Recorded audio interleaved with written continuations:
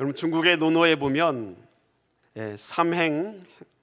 삼인행필 유화사라는 문구가 논어에 있다고 합니다. 그 뜻이 세 사람이 길을 가면 반드시 그 가운데 나의 스승이 있다라는 뜻입니다. 이 삼인행필 유화사라는 이 문구를 종종 약한 자나 또 어린 자에게서, 어린아이로부터도 배울 것이 있다라는 뜻을 나타날 때에 사용하기도 합니다. 어린아이의 말을 듣고 크게 깨우쳐서 예수님을 믿게 된 사람이 있습니다. 여러분, 우리가 어렸을 때 혹시 여러분 읽으셨을 것 같습니다. 톰 소여의 모험이 있지 않습니까? 작가가 누구죠? 마크 트웨인입니다.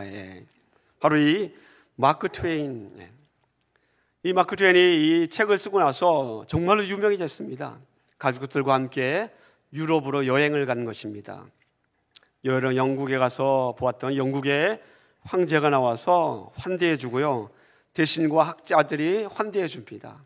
프랑스에 갔더니 프랑스 대통령과 학자들이 마크 트웨인을 환영해 주었습니다. 독일에 갔더니 독일의 황제가 그를 아주 극진하게 대접해 주었습니다. 그 모습을 아버지를 따라다니면서 옆에서 지켜본 마크 트웨인의 5살 난 딸아이가 있었습니다. 그 딸아이가 아버지에게 말하기를, 아버지는 여러 나라의 황제와 대신들을 다 사귀었는데 하나님만 사귀지 못했네요 라고 말을 했습니다. 뼈 있는 말 아닙니까? 그렇죠? 그 말을 들은 마크 트웨인이 크게 깨달아 자기 죄를 회개했다고 합니다. 어린 딸의 말을 무시하지 않고 그 말에 깨달아 하나님을 만나게 되었다면 그것은 정말 축복 중에 축복입니다. 사랑하는 성도 여러분, 누구와 친구가 된다는 것, 그리고 누구와 사귄다는 것은 한 사람의 인생을 충분히 바꾸어 놓을 수 있습니다. 사귀는 그 친구가 만약에 이 세상의 구원자라고 한다면 이것은 더할 나위 없는 축복 중에 축복일 것입니다. 오늘은 이 사귐이라는 단어에 대해서 여러분과 함께 생각해 보고자 합니다. 여러분께 한 가지 묻습니다. 여러분 지금 현재 누구를 사귀고 있습니까? 여러분이 만나는 사람들, 여러분이 사귀고 있는 그 대상 가운데 혹시 예수 그리스도가 나의 사귐의 대상 가운데 계시는지 여러분 한번 말씀을 통하여 곰곰이 생각할 수 있는 시간이 되기를 소원합니다. AD 60년부터 70년 사이에 이스라엘 땅에 전쟁이 있었습니다. 내일이 바로 하마스와 이스라엘의 전쟁 딱 1년이 되는 날입니다. 아직도 전쟁이 끝나지 않았습니다. 약 4만 5천 명의 사상자가 1년 중에 있었습니다. 여러분, 지금부터 2000년 전에 AD 66년에 시작된 로마와 유대의 전쟁, 이 전쟁이 3년이 넘으면서 결국은 예루살렘의 멸망과 파괴로 끝이 납니다. 예루살렘이 멸망하자 요한 사도는 지금의 터키 땅 튀르키예로 떠나갔습니다. 그는 튀르키예에서 에베소를 중심으로 소아시아 지방에 있는 교회들을 돌아보면서 사명을 감당했습니다. 하지만 이 사도 요한이 사역했던 그 당시에 교회는 안팎으로 굉장히 정말 어려운 가운데 처했던 시기입니다. 밖으로는 스스로를 자칭 신의 아들이라고, 신이라고 지칭하는 도미티아누스의 황제의 박해가 있었습니다. 그리고 안으로는, 교회 안으로는 교회의 성도 사이를 분열시키고 교회를 어려움 가운데 비진리에 빠지게 하는 거짓 교사들, 이단이 활개치는 시대가 바로 그 시대였습니다. 교회 안팎의 위기 속에서 요한 사도는 그가 고민하지 않을 수 없었습니다. 그리고는 그 고민이 담겨있는 성경책이 바로 요한일서입니다. 다시 말하면 외부로부터의 박해, 교회 내부로부터의 갈등과 이단의 위협들, 거기에 대해서 어떻게 답을 내릴까, 그 답에 대한 내용들이 바로 요한일서에 담겨 있습니다. 여러분이라면 그런 어려움이 있을 때에 여러분이라면 어떻게 대처하시겠습니까? 저에게 만약 요한 1서를 통해서 안팎의 위기에 대해서 대처하기 위한 답을 찾으라 한다면 저는 그 답이 바로 사귐이라고 대답하겠습니다. 사귐. 안팎의 위기가 있을 때에 사귐이 중요하다라는 것입니다. 그래서 오늘은 사귐에 대해서 생각해 보기를 원합니다. 이 사귄다라는 말의 영어 단어가 영어 성경에 fellowship으로 되어 있습니다. 우리 fellowship이라는 단어를 교회에서는 주로 친교 또는 교제라는 말로 번역해서 사용하고 있습니다. 근데 사실은 이 fellowship이라는 말의 영어 사전적인 뜻을 찾아보면 친교나 교제라는 뜻은 없습니다. 그러나 반면에 이 fellowship이라는 단어를 찾아보면 그 한글 사전의 뜻이 유대감 또는 동료애 그리고 또는 이해관계나 목표를 같이 하는 단체, 공동체라고 그렇게 표현되어 있습니다. 펠로십의 뜻에 친교나 교제가 아니라 유대감, 공동체 또는 동료애 그런 뜻이 있다라는 것입니다. 영어문화권에서 가끔 사람들이 함께 모여서 대그룹으로 식사하는 그러한 홀을 펠로십 홀이라고 하는 그런 문구를 종종 사용합니다. 사람들이 모여서 같이 함께 밥을 먹습니다. 우리가 예배를 끝나고 친교실에 올라가서 친교실에서 식사를 하지 않습니까? 그 식사하는 장소를 펠로십 홀이라고 말한다는 것입니다. 근데 여러분, 밥을 함께 먹는 공간을 펠로십이라는 단어를 붙인다고 한다면 그 장소가, 그 공간이 단순하게 배를 채우기 위한 공간만은 아니라는 것입니다. 그렇죠? 우리가 함께 식사를 합니다. 근데 그 식사 장소를 그냥 식당이라고 부르지 않고 영문화에서 펠로십 홀이라고 부른다면 거기에는 밥 먹기 위한 목적의 공간만은 아니다라는 것입니다. 펠로십 홀이란 밥을 먹는 장소라는 의미를 뛰어넘습니다. 거기에는 서로 간의 유대감을 다지고 서로 간의 동료애를 다지며 같은 목적을 공유한 사람들이 함께하는 공간이 바로 펠로십 홀입니다. 이 펠로십이라는 단어를 이해하기 위해서 한국적인 정서로 한번 표현해 보기를 원합니다. 특별히 군대 갔다 온 남자들은 아마 이 말을 더 쉽게 이해하리라 생각됩니다. 이 펠로십이라는 말은 한국적인 정서, 군대 갔다 온 남자라고 한다면 전우회라고 했을 때 그때 느껴지는 감정이 펠로십입니다. 유대감이나 동료애나 전우회 같은 거 어떻게 해야 생깁니까? 같이 무언가를 함께 했을 때에 유대감이 생기고 동료애가 생기고 전우애가 생깁니다. 함께 고생하거나 함께 일을 하거나 함께 전투를 치루었다면 그때 생기는 것이 전우애 아닙니까? 그때의 감정이 서양 사람이 생각하는 펠로십입니다. 그래서 영어 성경에 이 펠로십이라는 단어를 한글 사전에 찾아보면 교제나 친교라는 뜻도 있지만 거기는 동참도 있고 참여도 있고 교통도 있고 동료애나 유대감이나 이런 여러 뜻들이 그 안에 담겨 있습니다. 왜 이렇게 펠로십이라는 영어 단어가 다양한 의미를 갖고 있는가? 그 이유는 바로 펠로십이라는 이 단어의 바로 헬라어 단어가 코이노니아이기 때문에 그렇습니다. 코이노니아. 성경에서 친교, 교제, 또 참여라는 뜻으로 번역되고 있는 이 코이노니아. 이 코이노니아라는 헬라어 단어가 성경에서 어떻게 쓰이고 있는지 우리가 찾아보면 그 의미를 더 명확하게 알 수 있을 것입니다. 오늘 우리가 함께 읽었던 요한일서 1장 3절 말씀, 대표적인 코이노니아라는 단어를 사용하고 있는 성경 구절입니다. 사도 요한은 본문을 통하여서 안팎의 교회가 처해 있는 그 위기 속에서, 교회의 어려움 속에서 어떻게 이 문제를 해결할 것인가, 거기에 대한 질문을 하고 그에 대한 답변을 하기 위해서 요한일서를 교회에게 편지로 보냈습니다. 오늘 본문 1장 3절에는 특별히 기록된 목적이 두 가지가 기록되어 있습니다. 우리 1장 3절 말씀은 다시 한번 다 같이 한번 우리 천천히 읽어보겠습니다. 시작.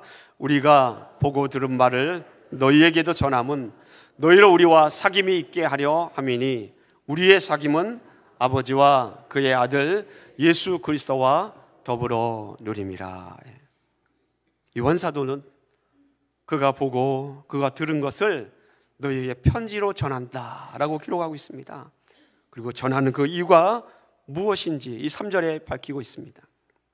사도 요한이 말하고 있는 기록 목적의 첫 번째는 우리라고 표현된 말에서 볼 수 있듯이 공동체 안에서의 사귐을 뜻하고 있습니다.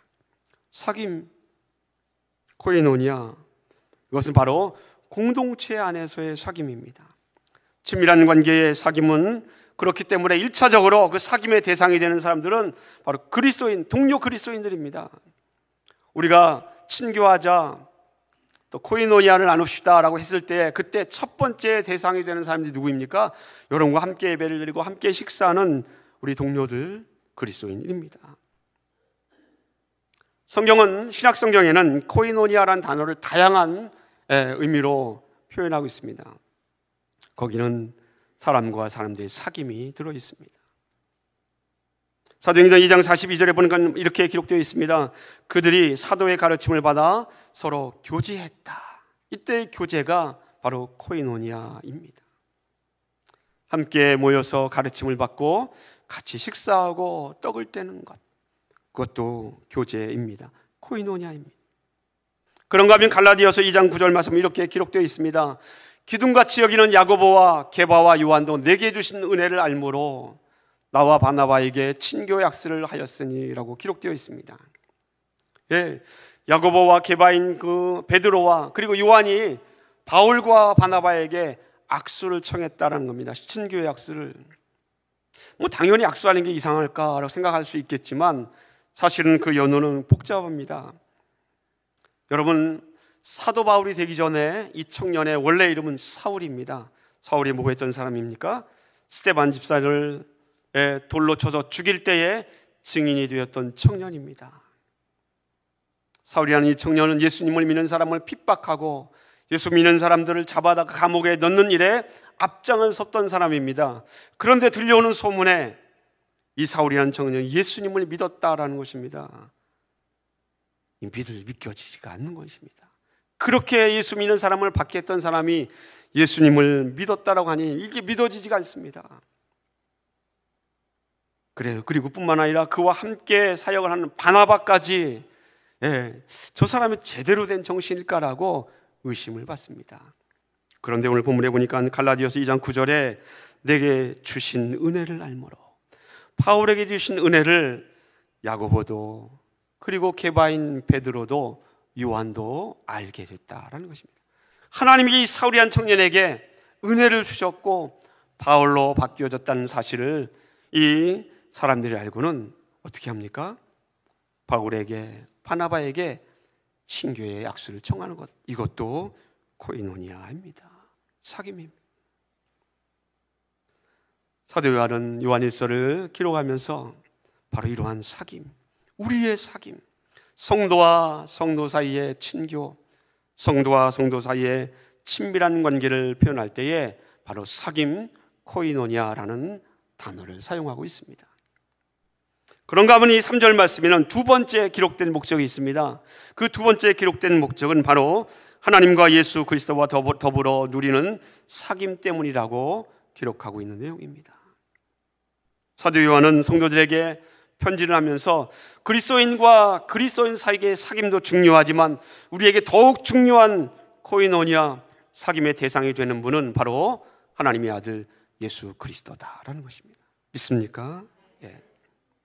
오늘의 본문을 통하여서 요한일서 1장 3절 말씀에 우리의 사귐은 아버지와 그의 아들 예수 그리스도와 더불어 누리는 것이다 라고 말씀하고 있습니다. 주님과 함께 누리는 것, 함께 누리는 것, 그것이 코이노니아 사귐입니다. 그러므로 코이노니아는 인간 대 인간의 교제에 머무르는 것이 아니라 성도와 하나님의 사귐으로 발전해서 앞으로 나아가야 하는 것이 성도의 사귐입니다. 여러분, 하나님과의 사귐, 예수 그리스도와의 사귐으로 나아가는 코이노니아. 이 사귐에 대해서 신약성경은 이렇게 여러 가지로 표현하고 있습니다. 몇 가지 성경을 우리 함께 읽어보기를 원합니다. 고린도전서 1장 9절입니다. 우리 다 같이 한번 읽어보겠습니다. 시작. 너희를 불러 그의 아들 예수 그리스도 우리 주와 더불어 교제하게 하시는 하나님은 미쁘시다. 예. 우리를 불러서 어떻게 했다고요? 그리스도와 더불어 우리 모두와 함께 교제하게 하신 하나님, 그분은 정말로 신뢰할 만하고 신실하시고 믿을 만하다라고 성경은 기록하고 있습니다.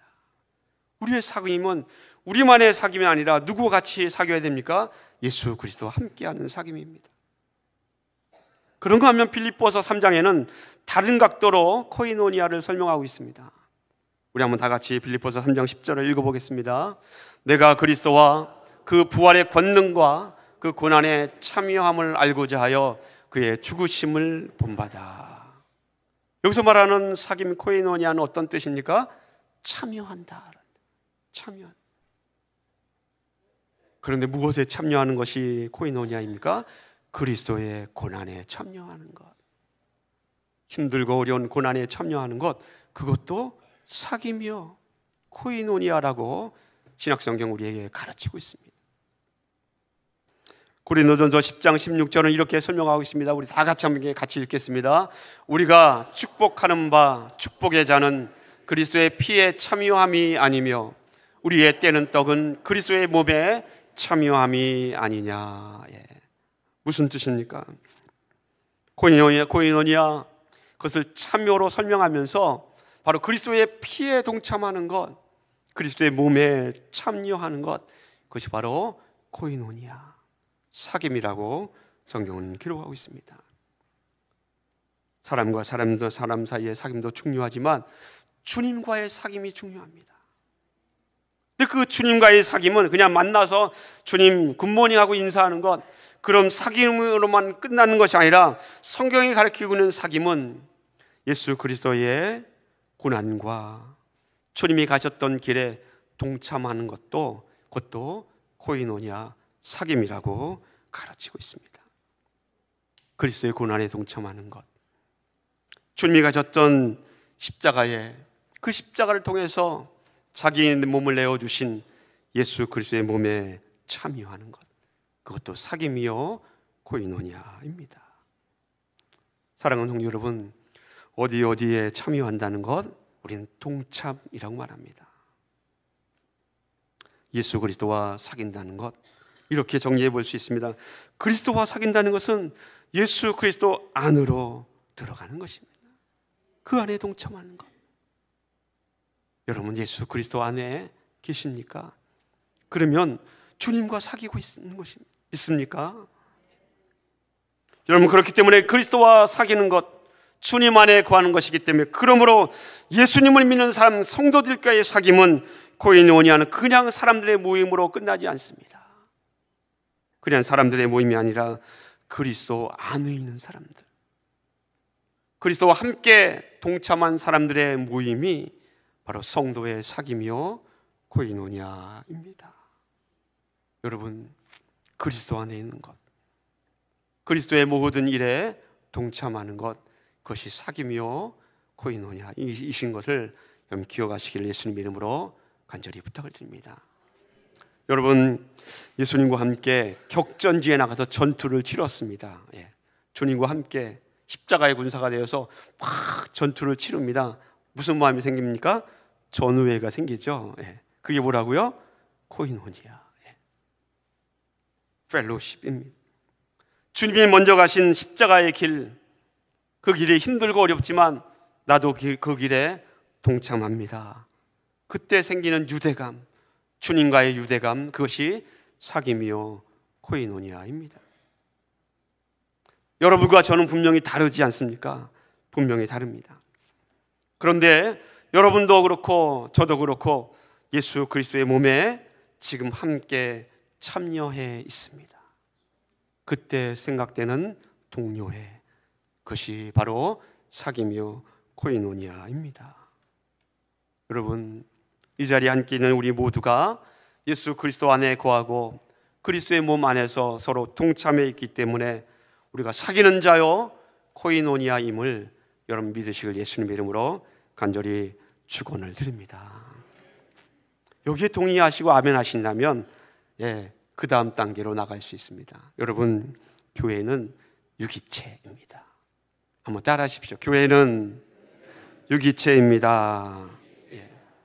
이 유기체인 교회의 머리를 성경은 우리에게 예수 그리스도라고 가르치고 있습니다. 믿습니까? 에베소서 1장 22절 말씀은 만물을 그의 발 아래에 복종하게 하시고 그를 예수 그리스도를 만물 위에 교회의 머리로 삼았다라고 기록하고 있습니다. 교회의 주인은 우리가 아닙니다. 교회의 주인은 목사도 장로도 또 리더도 아닙니다. 성도도 아닙니다. 교회의 주인은 누구라고 말씀하고 있습니까? 예수 그리스도. 에베소서 5장 23절 말씀은 그리스도께서 교회의 머리됨과 같다라고 기록하고 있습니다. 그런가 하면 골로새서 1장 18절 말씀은 그는 몸인 교회의 머리라고 기록하고 있습니다. 교회는 무엇입니까? 이 몸이다라고 설명하고 있고 머리는 예수님이다라고 설명하고 있지 않습니까? 교회는 유기체입니다. 예수 그리스도는 머리요, 주를 믿는 성도들은 서로 지체로 연결되어 있는 유기체입니다. 사실 이 유기체라는 말이 그냥 선뜻 마음에 와닿지 않습니다. 잠깐 설명을 드리면 유기체란 고린도서 12장에 기록되어 있는 유기체에 대한 설명이 이렇습니다. 우리 모두의 몸에 눈도 있고 코도 있고 입도 있고 손도 있고 귀도 있고 발도 있습니다.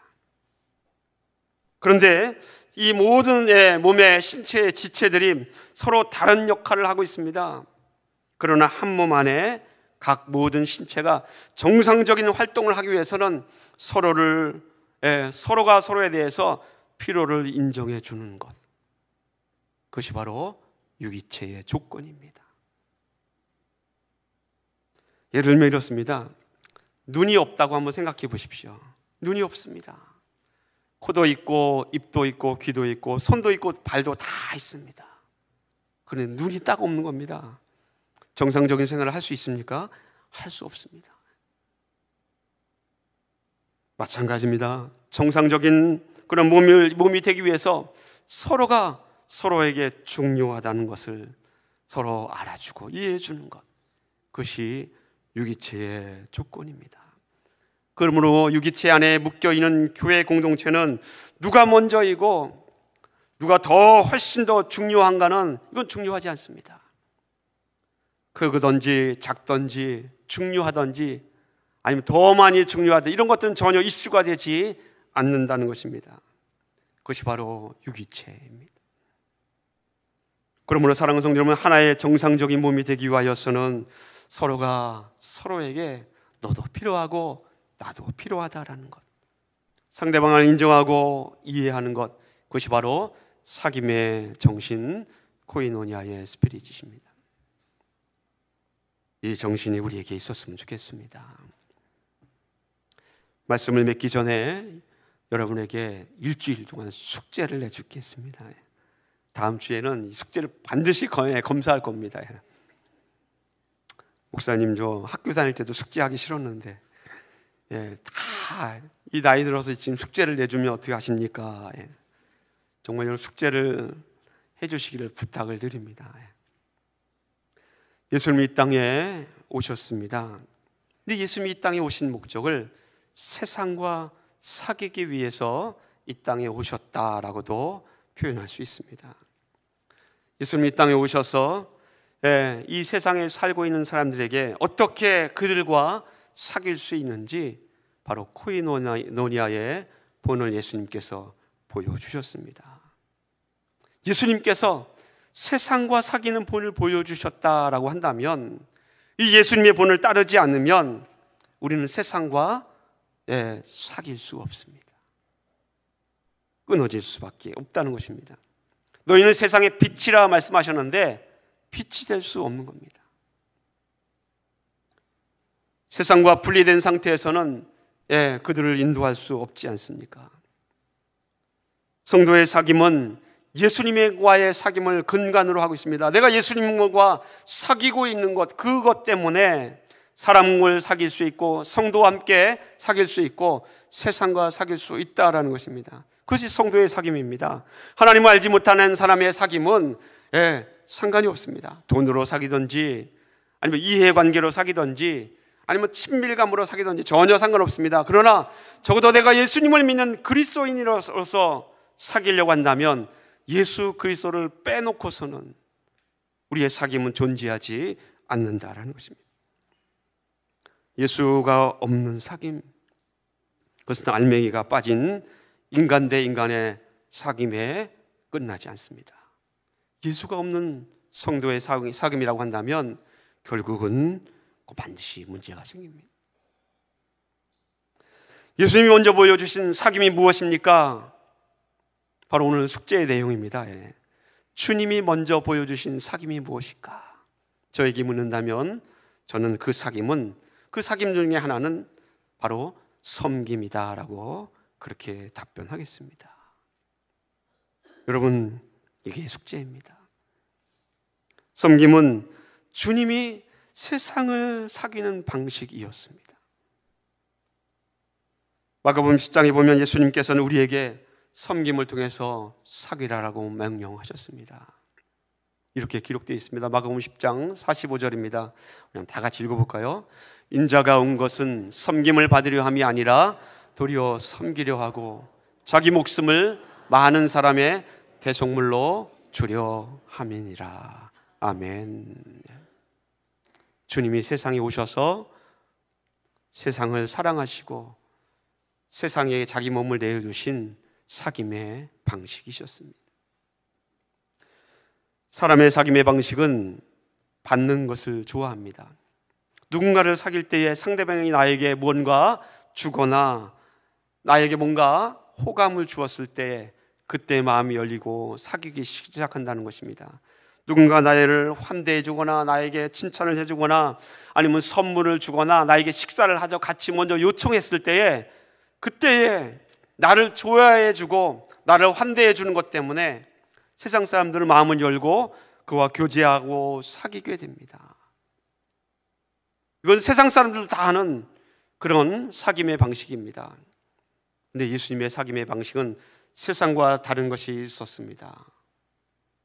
하나님이 우리와 사귀기 위해서 선택하신 하나님의 방법은 받는 것이 아니라 주는 것이었습니다. 그것이 바로 예수님의 사귐의 방식이었습니다. 그래서 주님은 받는 것을 다 포기하시고 전부 주시기로 작정하신 것입니다. 성경에 기록되어 있듯이 급기야는 자기 목숨까지 내어주시면서 우리를 사랑하신다고 하나님의 사람들을 섬기시지 않았습니까? 여러분, 한 주간 섬김에 대해서 묵상하기를 원합니다. 주님이 사귀기 위해서, 세상을 사귀기 위해서 섬기셨던 예수님의 그 사귐의 방식, 섬김에 대해서 묵상해 보십시오. 인간의 섬김이 아니라 예수 그리스도의 섬김의 방식에 대해서 묵상하는 겁니다. 자신을 버리고 도망간 제자들, 그 제자들을 다시 사랑하신다라고 말씀하시며 섬기신 예수 그리스도. 그토록 이스라엘 백성들이 메시아를 기다려왔는데 메시아가 이 땅에 오셨을 때에 알아보지 못하여서 십자가에 그 아들 예수 그리스도를 죽이신 이 세상 사람들, 그들을 다시 사랑한다라고 섬기신 예수 그리스도. 그들을 위해 구원이라는 문을 열어두신 예수 그리스도. 그분의 그 섬김의 방식, 사귐에 대해서 묵상하십시오. 여러분, 주님께서 세상을 사랑하신 사귐, 코이노니아의 방식, 바로 섬김입니다. 그 섬김이 사람과 사람 사이에 있으면 웬만해선 끊어지지 않습니다. 여러분과 우리 사이에 그리스도인과 그리스도인이 사귀는 그 사귐 가운데 예수 그리스도의 섬김의 사귐의 방식이 그 안에 있으면 그 사귐은 결코 끊을 수 없는 사귐이 됩니다. 누구도 끊을 수 없는 사귐, 바로 예수 그리스도의 섬김의 방식을 따르는 코이노니아의 사귐이 저와 여러분 모두에게 있기를 예수님 이름으로 간절히 축원을 드립니다. 기도하겠습니다.